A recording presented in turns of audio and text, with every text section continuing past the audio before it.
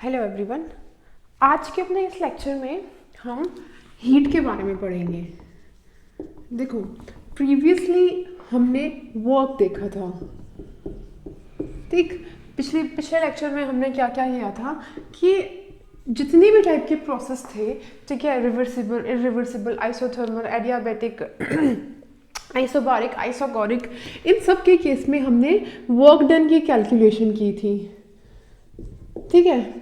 अभी हम हीट के बारे में देखेंगे कि अगर हम सिस्टम की टोटल इंटरनल एनर्जी का चेंज अगर निकालना चाहते हैं, ठीक है, तो वो क्या होता है। वो हमारी जो हीट है, इसका सिंबल हम क्यू लेके चलते हैं, स्मॉल क्यू, ठीक है। और जो हमारा वर्क डन है, इन्हीं का ही तो समेशन होती है, इन्हीं का ही तो सम होती है, ठीक है। तो वर्क के बारे में हमने प्रीवियसली बात कर ली थी और अभी हमें क्या हीट के बारे में बात करनी है, ठीक। तो सबसे पहले तो हम यही लेते हैं कि जो हमारी हीट होती है उससे क्यू से डिनोट करते हैं, इसकी यूनिट होती है जूल, ठीक है। और अगर हम कैलोरीज में बात करें तो 1 calorie is equal to 4.198 joules के इक्वल होती है, ठीक है। ये थी बेसिक बात। और दूसरा हमें पता ही है, जो हीट है और वर्क है, they both are form of energy, ठीक है, फॉर्म ऑफ एनर्जी, ठीक है। तो यहाँ से अब हम अपना स्टार्ट करते हैं लेक्चर, ठीक। कि अब ना हमें यहाँ पे हीट की कैलकुलेशन करनी है कि हीट कैसे कैसे कैलकुलेट करेंगे, ठीक। तो जो हमारे प्रोसेसेस होते हैं वो हमें पता है 4 टाइप के होते हैं, ठीक। Adiabatic,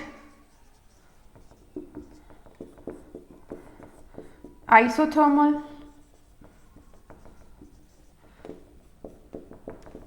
third is isobaric and fourth is isochoric, ठीक है। इन चारों प्रोसेस में हमने हीट देखनी है, ठीक। अब क्योंकि हम हीट की बात कर रहे हैं तो हम हीट को in terms of heat capacity लेके चलते हैं, ठीक है। Heat capacity,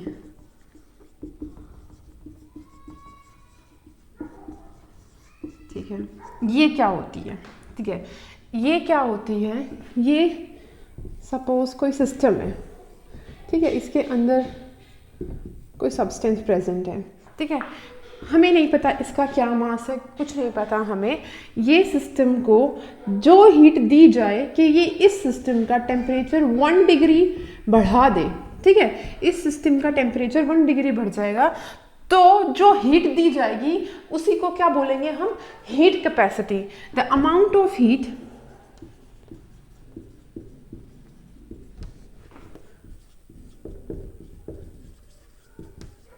given to increase the temperature of system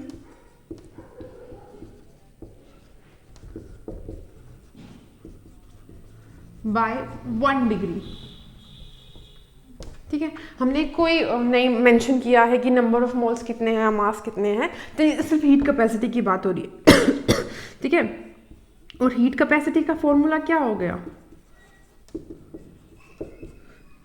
amount of heat जितनी दी गई है, क्यू लिख लेते हैं, टेम्परेचर चेंज जितना हुआ डेल्टा टी लिख लेते हैं, ठीक है। तो ये हो गया हीट कैपेसिटी का फॉर्मूला। अब देखो, इस सिस्टम ने हमें कुछ मेंशन ही नहीं किया कि सिस्टम का मास कितना है, और जब तक हमें मास नहीं पता हम स्पेसिफिक नहीं हो सकते। या तो हमें नंबर ऑफ मोल्स पता होने चाहिए, हमें मास पता होना चाहिए, ठीक है। तो इसी से निकलता है स्पेसिफिक हीट कैपेसिटी,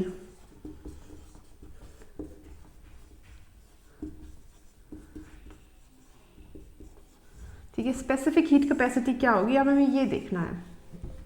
जो स्पेसिफिक हीट कैपेसिटी है वो बस इतना है कि अब ना आपको इस सिस्टम का मास भी बताए। सपोज इस सिस्टम का मास क्या है, m है, ठीक है। तो अगर इसको किससे डिनोट करेंगे, स्मॉल c से डिनोट करेंगे हम, ठीक है। तो अगर इसका मास मास m है तो स्पेसिफिक हीट कैपेसिटी क्या होगी, स्पेसिफिक हीट कैपेसिटी ये होगी, ठीक। अब मैं समझाती हूँ उसकी definition. It is the amount of heat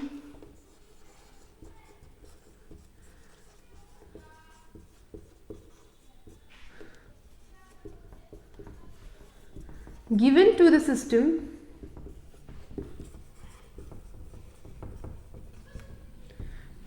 of unit mass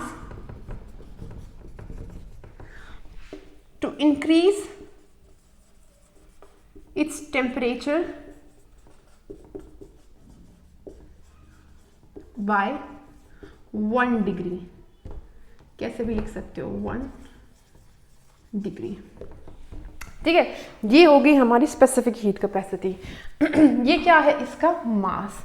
अब देखो, अगर हमें कोई सिस्टम का मास पता चल जाए तो हम उसकी स्पेसिफिक हीट कैपेसिटी निकाल सकते हैं। कैसे, इसी से समझते हैं।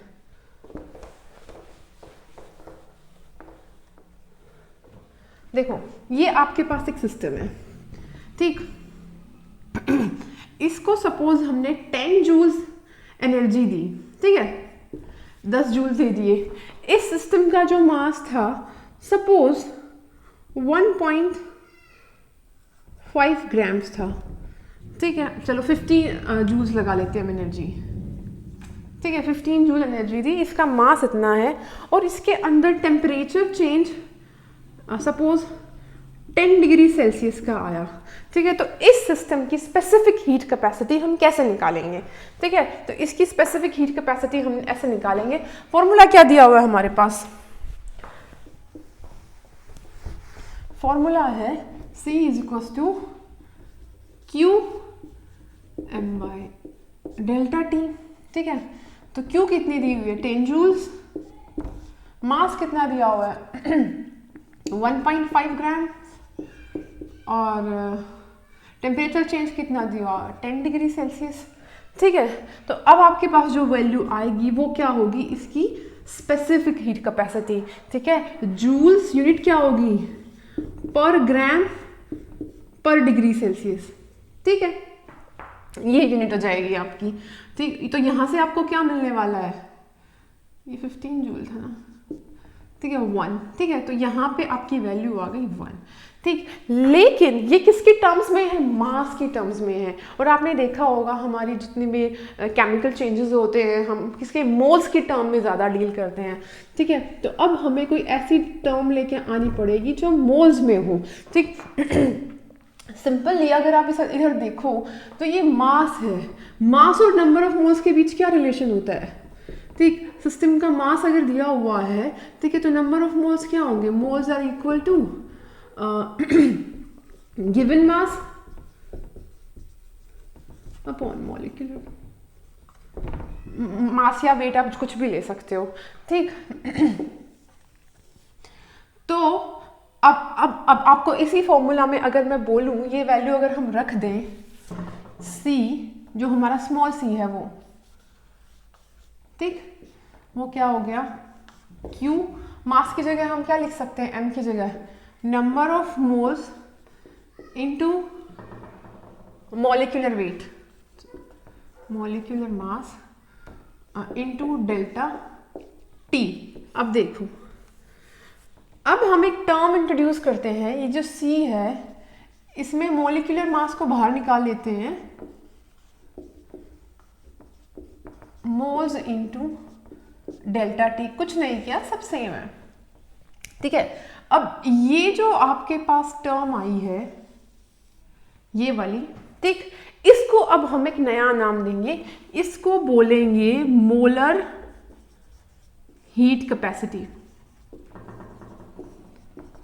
और इसकी ज़रूरत हमें क्यों पड़ी, क्योंकि हमें हमेशा इस तरीके से कैलकुलेशन करनी पड़ती थी। तो मोलर हीट कैपेसिटी की सबसे पहले हम डेफिनेशन देखते हैं, तो इसकी डेफिनेशन क्या होगी, the amount of heat required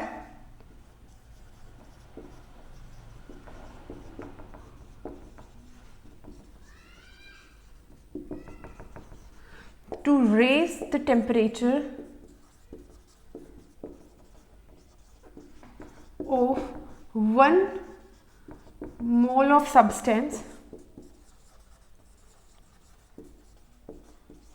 by 1 degree, ठीक है।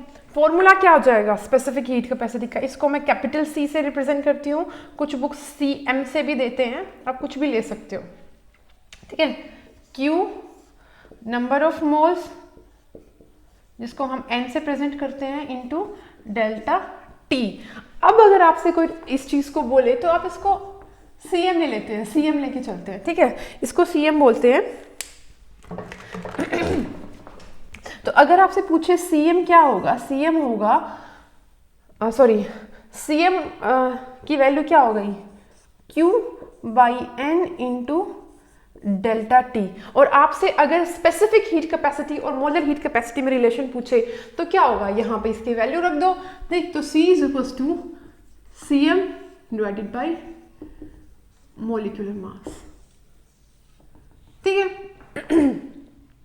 या फिर हम क्या कह सकते हैं, CM is equals to specific heat capacity into molecular mass, ये फॉर्मूला, ठीक है। बहुत आसान था। आज हम हीट कैपेसिटी की बात करने वाले हैं, हीट और हीट कैपेसिटी, ठीक है। तो ये तो था हमारा एक बेसिक सा इंट्रोडक्शन अपने हीट कैपेसिटी के बारे में, ठीक। अगर आपको कोई सब्सटेंस दिया हुआ है, इनका आपस में कन्वर्जन, ठीक, आप इजीली कर सकते हो, ये बहुत बेसिक है, ठीक। अब हम इससे आगे चलते हैं कि जितने हमारे प्रोसेसेस होते हैं उसमें ये हमारी मोलर हीट कैपेसिटी किस तरीके से चेंज होती है, ठीक है। तो नेक्स्ट चलते हैं अपना, सबसे पहले स्पेसिफिक हीट कैपेसिटी का फॉर्मूला लिखते हैं। हमने स्पेसिफिक हीट कैपेसिटी को क्यों देखा, ये फॉर्मूला छोड़ देती हूँ मैं।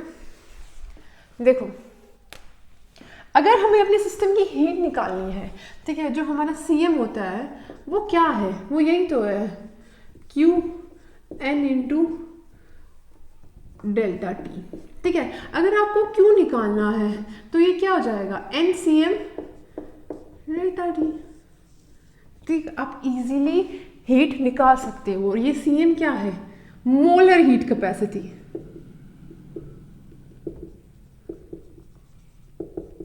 ठीक है। इसी की जगह अगर आपको स्पेसिफिक हीट कैपेसिटी लेना है तो Q क्या हो जाएगा, N की जगह आप यहाँ पे मास रख सकते हो, NC डेल्टा T, ठीक है। ये है अभी आपका बेसिक फॉर्मूला, ठीक। तो अभी हम देखते हैं कि हमारे इन सारे डिफरेंट प्रोसेसेस में हमारी जो हीट है या हीट कैपेसिटी है इसकी वैल्यू क्या होने वाली है, ठीक है। तो सबसे पहले हम देखते हैं एडियाबैटिक प्रोसेस में।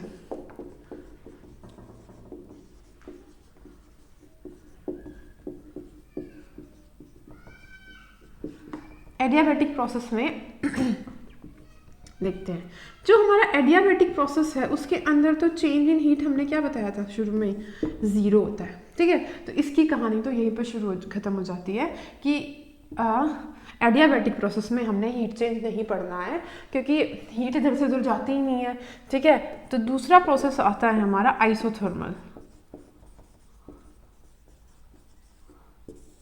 ठीक है, आइसोथर्मल।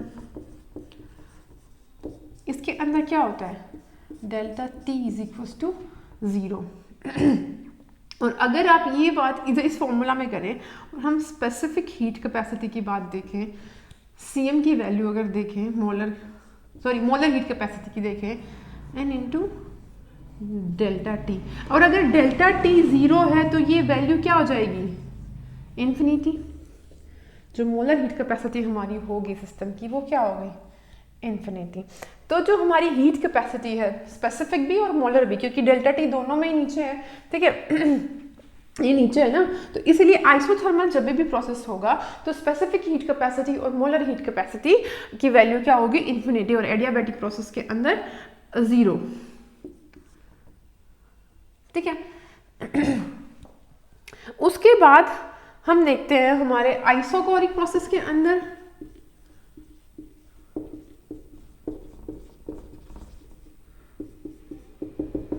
देखो आइसोकोरिक प्रोसेस के अंदर क्या होता है, delta V is equals to 0 होता है, ठीक है। और हमारा फॉर्मूला क्या है, CM is equals to QN delta T, ठीक है। अब ये कैसे अफेक्ट कर रहा है ये देखते हैं। जो हमारा चेंज इन इंटरनल एनर्जी होता है वो किसके, heat plus work done, heat given और added given to the system और given by the system, work done on the system और बाय द सिस्टम, इसी के इक्वली तो होता है। ठीक है, आगे हम बात करेंगे, यही आपका फर्स्ट लॉ भी है, लेकिन फिलहाल इसको ऐसे लेके चलो कि आपकी चेंज इन इंटरनल एनर्जी क्या है, हीट और वर्क का सम है। ठीक है, दोनों एनर्जीज का। अभी क्या हमने क्या लिखा था, ये क्या होता है, पी डेल्टा वी के इक्वल वर्क डन। ठीक है, और यहाँ पे बोला गया है आपको डेल्टा वी क्या है, जीरो, तो अगर डेल्टा वी जीरो है तो ये टर्म क्या हो गई, जीरो। ठीक है, तो आपका जो इंटरनल एनर्जी है वो क्या हो गया, क्यू के इक्वल। ये बात पता चली। अब क्योंकि वॉल्यूम चेंज जीरो था, वॉल्यूम क्या था, वॉल्यूम वॉज कांस्टेंट। ठीक है, तो इसको हम यहाँ पे लिख देते हैं। ठीक है, एट कांस्टेंट वॉल्यूम जो internal energy of the system होती है वो हीट गिवन और taken by the system at constant volume के इक्वल होती है, कुछ अलग नहीं होता है। ठीक है, ठीक है, इतना तो पता चल गया। अब आते हैं वापस अपनी इस इक्वेशन पे। ये जो Q है, ये जो यहाँ पे जो हमारा CM है, इसको हम CMV लेके चलेंगे या सिर्फ CV ले लो। ठीक है, CV ले लो, मोलर हीट कैपेसिटी है, लेकिन अभी हम M नहीं सिर्फ CV लेके चल रहे हैं क्योंकि हमारा वॉल्यूम क्या है, कांस्टेंट। इसको हम QV लेके चलेंगे। ठीक है, नंबर ऑफ मोल्स और डेल्टा T, ये आया। अब यहाँ से अगर हम अपने QV का फॉर्मूला देखें तो वो क्या लिख गया, NCV डेल्टा T, और यही किसके इक्वल है, इंटरनल एनर्जी के चेंज के ऊपर। ठीक है, तो यहाँ से हमें एक ये बात पता चली कि जो इंटरनल एनर्जी के अंदर चेंज होगा ना किसी आइसोकोरिक प्रोसेस के अंदर, वो NCV डेल्टा T से हमें मिल जाएगा, वरना हम क्यों स्पेसिफिक हीट कैपेसिटी पढ़ते हैं। ठीक, तो किसी सिस्टम की इंटरनल एनर्जी निकालनी हमें यहाँ से पता चली। ठीक, CV क्यों बोला, क्योंकि ये constant pressure, sorry constant volume पे हो रहा है। QV क्यों लिखा, क्योंकि ये कांस्टेंट वॉल्यूम पे हो रहा है। ठीक है, और कांस्टेंट वॉल्यूम पे जो सिस्टम के पास हीट है, क्योंकि वर्क डन जीरो हो गया, वो क्या हो गई, इसके इक्वल हो गई। ठीक है, और ये हमारा फॉर्मूला हो गया। तो आइसोकोरिक प्रोसेस से हमें ये इंफॉर्मेशन मिल रही है। ठीक है, एडियाबैटिक से हमें सब कुछ जीरो रहेगा। ठीक है, और क्योंकि हीट जीरो है आपके एडियाबैटिक प्रोसेस के अंदर, तो इंटरनल एनर्जी होगी वो क्या होगी, W के इक्वल रहेगी। ठीक है, और यहाँ पे क्या हो गया, आपका जो CM है वो इन्फिनिटी हो गया। ठीक, क्योंकि आपका डेल्टा T जीरो है। ठीक है, तो आइसोथर्मल में CM की वैल्यू इन्फिनिटी रहने वाली है, फॉर्मूला वही रहेगा। ठीक, उसके बाद हम चलते हैं अपने नेक्स्ट प्रोसेस पे, विच इज आइसोबारिक। आगे जाके यही दो ज्यादा यूज होने वाले हैं, आइसोकोरिक एंड आइसोबारिक। अब देखो, यही हमारा फॉर्मूला है, लेकिन हमारा P क्या है, अभी कांस्टेंट है। ठीक है, P की वैल्यू कांस्टेंट रहने वाली है।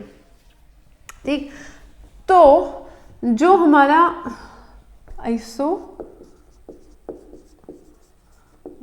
प्रोसेस, फोर्थ नंबर,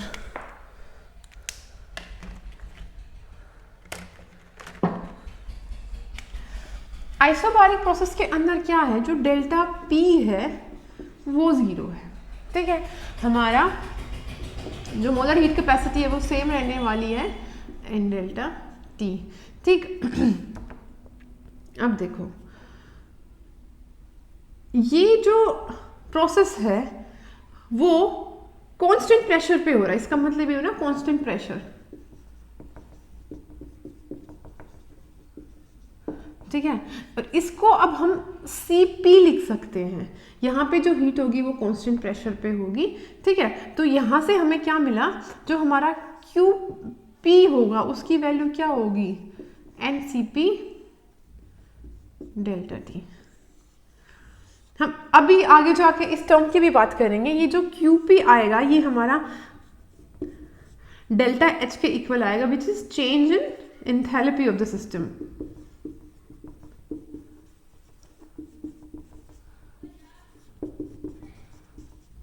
जब हम एंथैल्पी को पढ़ेंगे तब पूरा समझेंगे, पर फिलहाल इसको नहीं डिस्कस करते हैं।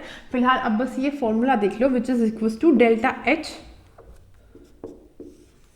इतना, ठीक है। क्योंकि आज हम अपना हीट अच्छे से कवर करेंगे, जब CVCP का हमारा कंसेप्ट क्लियर हो जाएगा तब हम अपने नेक्स्ट पे जाएंगे, ठीक। अब ये है जो दो टर्म्स बहुत ज़्यादा यूज होने वाली है, CP एंड CV, ठीक है। आपने वहाँ पे देखा जो आपका इंटरनल एनर्जी सिस्टम होता है वो NCV डेल्टा T होता है, DT होता है, और यहाँ पे जो आपका एंथैल्पी ऑफ द सिस्टम होता है वो इसके इक्वल होता है, ठीक है।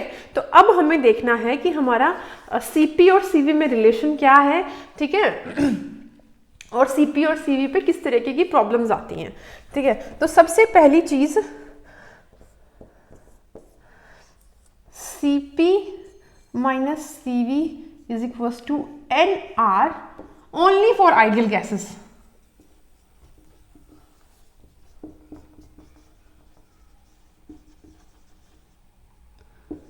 ठीक है। और दूसरी चीज CP अपॉन CV की जो कांस्टेंट होता है that is equals to gamma, ये भी ओनली फॉर आइडियल गैसेस, ठीक है। अब हमें थोड़ी इस पे बात करनी है और CP/CV की वैल्यूज पे बात करनी है, ठीक। तो हम आगे चलते हैं अपने CP/CV को ही देखते हुए।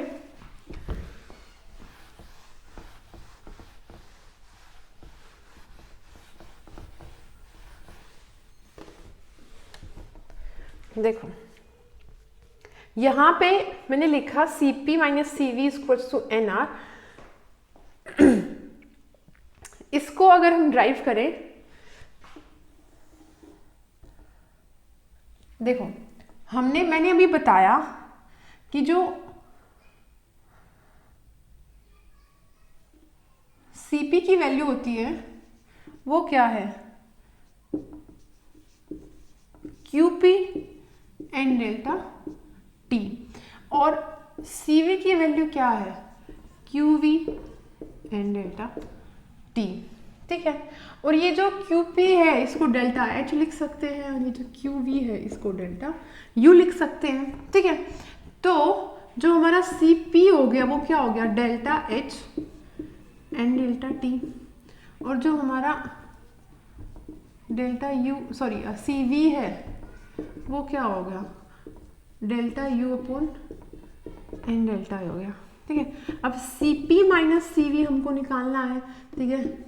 Delta H N delta T minus delta U N delta T,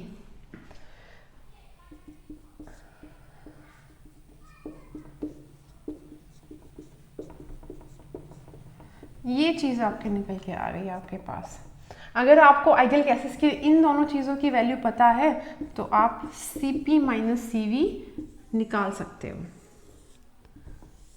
ठीक है। यहां से हमें मिलेगा CP minus CV equals to NR के इक्वल, ठीक है। इसे देख लो, CP माइनस CV है वो सपोज नंबर ऑफ मोल्स आपने 1 ले लिया, तो 1 upon delta T del H minus del U के बराबर जाएगा। अब ये जो डेल्टा H होता है, अभी मैं सॉरी जो आपकी एंथैल्पी ऑफ द H की जो वैल्यू होती है ये U प्लस PV के इक्वल होती है, ठीक है। ये आगे हम पढ़ने वाले हैं इसीलिए मैं थोड़ा अवॉइड कर रही थी, लेकिन नो बिग डील, ठीक। चेंज इन टेम्परेचर, ठीक है। तो अगर हम इसको देखें डेल्टा, इसका अगर डेल्टा लेंगे तो हमारे पास क्या आएगा, ये PV इक्वल्स टू RT ले लेते हैं, आइडियल गैस इक्वेशन है, ठीक है। चलो मैं इसको रब करके अच्छे से ही कर देती हूँ।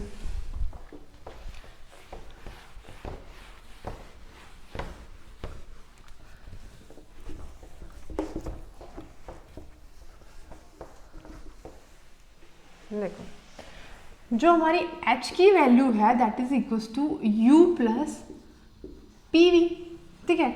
और जो पीवी अगर हम 1 मोल के लिए ले रहे हैं तो ये क्या हो गई, आरटी के इक्वली होती है। This is ideal gas equation. Ideal gas के केस में तो होता है ना ये सब वैलिड, ठीक है। तो अब हम देखते हैं कि अगर इस पीवी को इधर पुट कर दें हम, तो एच क्या हो गया, यू प्लस आर टी, ठीक है। और अगर हम डेल्टा एच की बात करें वो क्या होगा, delta U plus R delta T, यही आएगा ना, ठीक है। अब आप इस वैल्यू को वहां पे रख दो, आपके पास क्या निकल के आ रहा है।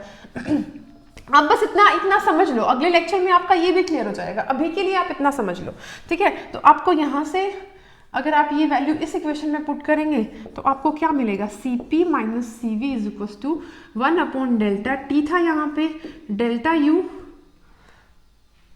Plus R delta T minus delta U था, डेल्टा यू से डेल्टा यू कैंसिल, अंदर से आपको क्या मिल गया, C P minus C V is equal to R by delta T, delta T से डेल्टा टी कैंसिल, तो आपको क्या मिला, C P minus C V is equal to are जब 1 मोल है, ठीक है। लेकिन आपके पास अगर n मोल्स ऑफ गैस है तो C P minus C V is equal to N R, this is for ideal gas equation, ठीक है। अब हम इस पे आते हैं, C P by C V is equal to gamma, ये भी एक इक्वेशन है जो आपको याद रखनी है। अब हम थोड़ा सीपीसीवी की वैल्यूज की बात करते हैं और डिग्री ऑफ फ्रीडम्स। देखो ये आइडियल गैसेस की बात हो रही है, ठीक है, सिंपली हम आइडियल गैसेस की बात कर रहे हैं, हम किसी और की बात नहीं कर रहे हैं। ये आइडियल गैस इक्वेशन हमने इसीलिए अप्लाई की है क्योंकि आइडियल गैस है, ठीक है। और अगर हमने इतना किया है तो अब हम थोड़ा सीपीसीवी की वैल्यू आइडियल गैसेस के केस में क्या होती है वो देखेंगे। अब देखो हमारी जो आइडियल गैसेस हैं, या तो वो मतलब अगर आप गैसेस की बात करते हो तो गैसेस या तो मोनोएटॉमिक होंगी या डायटॉमिक होंगी या ट्रायटॉमिक होंगी, ठीक है। और एक टर्म और आ जाती है डिग्री ऑफ फ्रीडम। आप डिग्री ऑफ फ्रीडम पे मत जाओ, आपको बस कैलकुलेशन करना है तो आप थोड़ा सा बस याद रख लेना, ठीक है। तो जो आपकी सीवी की वैल्यू होती है ये होती है डिग्री ऑफ फ्रीडम को एफ से प्रेजेंट करते हैं, F/2R, ठीक है। और ये जो डिग्री ऑफ फ्रीडम की वैल्यू होती है F, ये मोनोएटॉमिक गैस के लिए अलग होती है,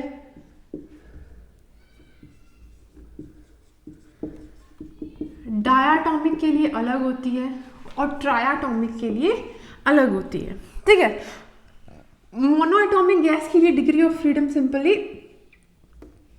3 जाएगा, डायटॉमिक के लिए ये 5 जाएगा और ट्रायटॉमिक के लिए ये 6 जाएगा, ठीक है। तो आप जब मोनोटॉमिक गैस लिया है, जैसे कि आपको बोल दिया जाए हीलियम गैस है, ठीक है, आपको बोल दिया जाए डायटॉमिक गैस है तो यहाँ F की वैल्यू आप 5 पुट करोगे, और आपको बोल दिया जाए कि ट्रायटॉमिक है तो आप F की वैल्यू 6 पुट करोगे। अब यहाँ से जब आपको ये पता चल गया तो यहाँ से आपको CV की वैल्यू क्या मिली मोनोटॉमिक के केस में, 3/2, 5/2R, और ये क्या हो गया 3R, 6/2 मतलब 3R, ठीक है। और अगर आपसे CP की वैल्यू पूछी जाए तो अभी तो आपने पढ़ा है CP minus CV equals to R, एक R ऐड कर दो, 3/2R plus 1 which is 5/2R, ठीक है। यहाँ पे क्या हो जाएगा 7/2R, तीसरा यहाँ पे क्या हो जाएगा 4R, ठीक है। और अब हम बात करें CP/CV के रेशो की विच इज गामा। अब आपको गामा की वैल्यू मिलेगी, ठीक है। गामा की बात करें तो यहाँ से अगर आप देखेंगे तो CP/CV क्या हो गया 5/3 हो गया, ठीक है। इसकी वैल्यू क्या आएगी 1.66। डाया में बात करें तो 7/5 हो गया, इसकी वैल्यू क्या आएगी 1.44। और अगर ट्रायटॉमिक में बात करें तो हमारे पास क्या आ जाएगा 4/3, 1.33, ठीक है। तो ये आ गई गामा। अगर आपको CPCV दिया हुआ है किसी गैस का, जैसे अगर आपको बोल दिया जाए किसी गैस का CV है कुछ, CP है कुछ, अब आप बताओ कि वो गैस मोनोएटॉमिक है, डायटॉमिक है या ट्रायटॉमिक है, तो आप कैसे बताओगे इस वैल्यू से। अगर वैल्यू 1.66 से थोड़ी सी ऊपर नीचे आती है, इसके आसपास आती है, तो गैस क्या हो गई मोनोएटॉमिक। अगर हमारी गैस इस वैल्यू की गामा वैल्यू देती है तो हमारी गैस क्या हो गई डायटॉमिक। अगर CPCV का रेशो 1.33 के आसपास आता है, ठीक है, तो आपकी गैस कैसी हो गई ट्राइएटॉमिक। जैसे कि आपको यही बोल दिया जाए कि कोई गैस है जिसके CV की वैल्यू सपोज 4 आ रहा है, CP की वैल्यू सपोज 7 आ रहा है, ठीक है, तो CP बाई CV का आप रेशो निकालोगे 7/4, आप कंपेयर करोगे किसके आसपास जाता है, आप बता दोगे ये गामा की वैल्यू देख के कि वो गैस डायाटॉमिक है, मोनोटॉमिक है, ट्राइएटॉमिक है, ठीक है। तो अभी ये था हमारी CP CV के बारे में। थोड़ी सी हम जब प्रॉब्लम देखेंगे तो हमारा काफ़ी क्लियर हो जाएगा। प्रॉब्लम्स देखते हैं हम।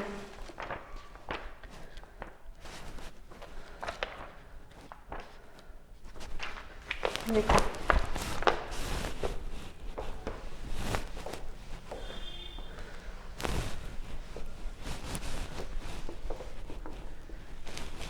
किसी भी कोई भी कंसेप्ट पढ़ने के बाद ना उसकी प्रॉब्लम्स करना बहुत ज़रूरी होता है, वरना कुछ क्लियर नहीं होता। देखते हैं वन बाय वन। देखो फर्स्ट प्रॉब्लम में क्या कह रहा है, molar heat capacity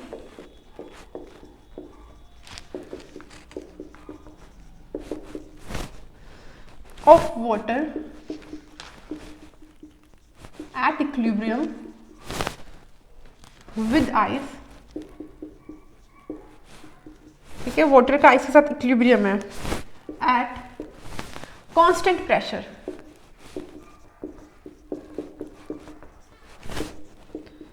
is A option 0, B option infinity, C option 40.50 kilo joule kelvin inverse mole inverse, D option. पहले आप ट्राई करो।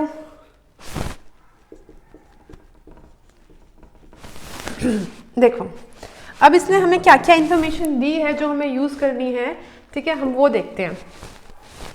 इसने बोला है जो हमारा वाटर है, सॉरी लिक्विड फेज में, वो इक्विलिब्रियम में है वाटर सॉलिड के साथ, ठीक है। मतलब ये क्या है सिस्टम, हमारे पानी का फ्रीजिंग पॉइंट, ठीक है। और फ्रीजिंग पॉइंट पे जो टेम्परेचर होता है वो क्या होता है, कांस्टेंट, इक्विलिब्रियम में है सिस्टम, ठीक है। तो फ्रीजिंग पॉइंट पे हमारा टेम्परेचर क्या हो गया, कांस्टेंट, ठीक है। और जब टेम्परेचर कांस्टेंट होता है, देखो प्रेशर तो कांस्टेंट है ही है सिस्टम का, लेकिन टेम्परेचर भी कांस्टेंट है। और हमने पढ़ा था कि अगर सिस्टम का टेम्परेचर कांस्टेंट हो जाएगा तो हमारी जो heat capacity, molar heat capacity हो, स्पेसिफिक हीट कैपेसिटी हो, उसकी वैल्यू क्या हो जाएगी जो हमारी C है वो क्या होती है, Q एंड डेल्टा T, यही तो होती है। आपको दिया हुआ है कि जो डेल्टा T है वो क्या है, 0, तो आपका C कितना हो गया, इन्फिनिटी, ठीक है। इसका आंसर होगा ये, ठीक। उसके बाद देखते हैं, देखो second question is when 0.1 mole of A gas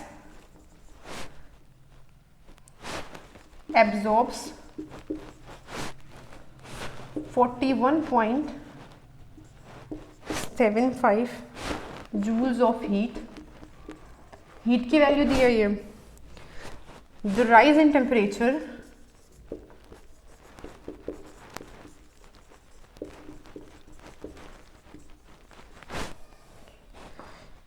is 20 degree Celsius, ठीक है। अब आपको बताना है the gas is, what is the atomicity of gas,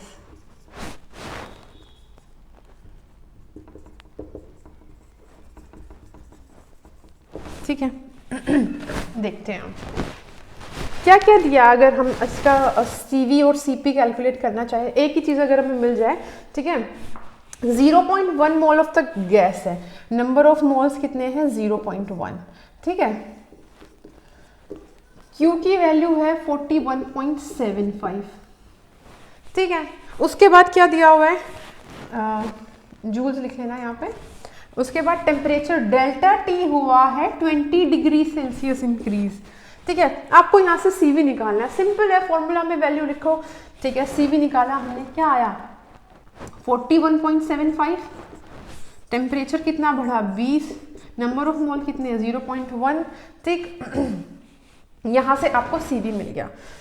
आगे आपका CP क्या होगा, CP minus CV equals to R, ठीक है। तो आपका CP क्या हो गया, CP equal to R plus CV, ठीक है। और फिर आपको क्या करना है, CP बाई CV का रेशो निकाल देना है, ठीक।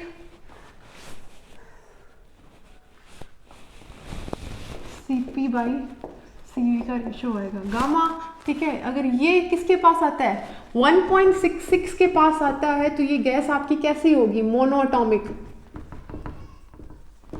1.44 के आसपास आता है तो आपकी गैस कैसी होगी, डायाटॉमिक। 1.33 के पास आ गए तो ट्रायाटॉमिक। ये कैलकुलेशन आप खुद करना, नो बिग डील, ठीक है। चलते हैं अपने next.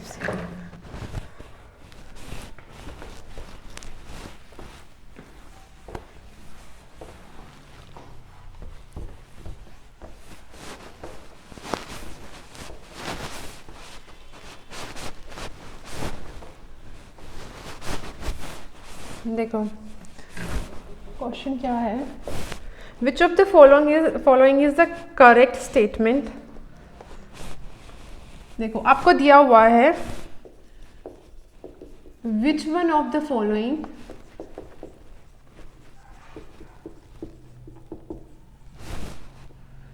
Is correct when an ideal gas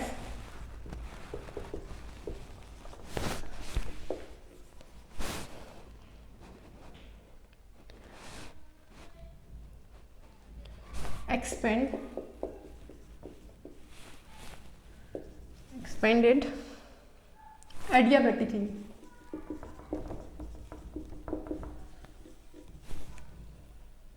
and reversibly, ठीक है। First Q is equal to 0, ठीक है। W is equal to NV dt and delta U is equal to NCV dt। B option Q is equals to 0, W is equals to 0, delta U is equals to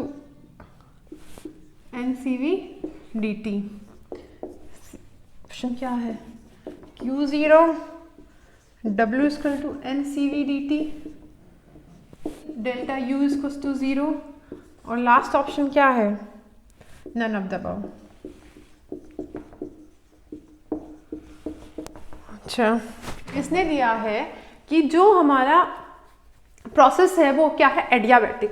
तो हमें यहाँ से पता चल गया कि हमारा डेल्टा क्यू हमारा क्यू डेल्टा क्यू क्या है 0, हमारे क्यू की वैल्यू क्या है 0, ठीक है। तो ये तो सभी में सेम है, ठीक। बेसिकली इसमें से हमें क्या बताना है कि क्यू की क्या वैल्यू होगी, डब्ल्यू की क्या वैल्यू होगी और डेल्टा यू की क्या वैल्यू होगी, ठीक।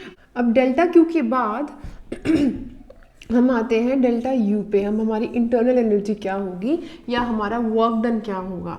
देखो इसको हम आगे दो तरीके से कर सकते हैं। देखो एडियाबैटिक प्रोसेस है, ठीक है, क्यू की वैल्यू हमारी 0 आ गई, ठीक, क्यू की वैल्यू हमारी 0 आ गई। अब जो हमारी इंटरनल एनर्जी होती है, चेंज इन इंटरनल एनर्जी क्या होता है, हीट गिवन और taken by the system, work done by the system और अपॉन द सिस्टम, ठीक है। ये चीज़ 0 हो गई, ठीक है। इंटरनल एनर्जी में जो चेंज होगा वो वर्क की वजह से होगा, वर्क 0 नहीं हो सकता, ठीक है। तो कौन कौन से ऑप्शन है जिनमें वर्क 0 है, इसमें वर्क 0 है तो ये ऑप्शन भी कट हो गया, ठीक है। उसके बाद बचे ये दो ऑप्शंस, ठीक है। और अगर हमारा वर्क 0 नहीं है तो हमारी इंटरनल एनर्जी भी 0 नहीं हो सकती, ठीक है। तो हमारे पास आ गया ये ऑप्शन बिना किसी कैलकुलेशन के, ठीक है। और अगर हम कैलकुलेशन से अगर देखें तो टेक्निकली तो जो हमारा डेल्टा यू है वो क्या होता है, क्यूवी, हीट गिवन और टेकन एट कांस्टेंट वॉल्यूम। ठीक है, ये सिर्फ हीट थी, इसका कुछ स्पेसिफिक मेंशन नहीं था, कांस्टेंट वॉल्यूम है या प्रेशर है। डेल्टा यू की वैल्यू क्या होगी, क्यूवी। ठीक है, और आपने देखा कि जो हमारा सीवी होता है वो क्या होता है, QV upon N delta T. ठीक, तो यहां से अगर हम देखें तो हमारे क्यूवी की वैल्यू क्या आ गई, N C V delta T. N C V delta T, इसने डी टी लिया है, हम लोग भी डी टी ले लेंगे। ठीक है, तो अगर हमारा डेल्टा यू ये आया है तो हमारा डेल्टा यू जो होगा उसी के इक्वल हमारा क्या होगा, वर्क डन। ठीक है, तो वर्क डन भी हमारा N C V D T हो जाएगा, N C V D T, N C V D T. ठीक है, तो इसका आंसर होगा फर्स्ट ए वाला ऑप्शन।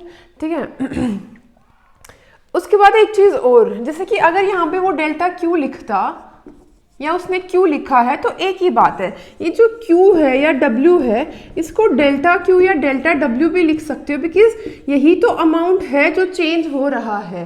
ठीक है, heat given to the system is equal to the change in heat in the system, work done by the system और done on the system, that is a change in work of the system.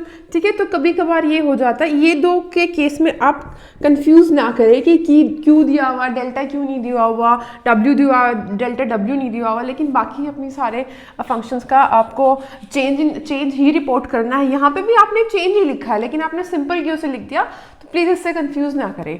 ठीक है, तो ये था अपने इस lecture के बारे में। मिलते हैं नेक्स्ट लेक्चर में। Thank you.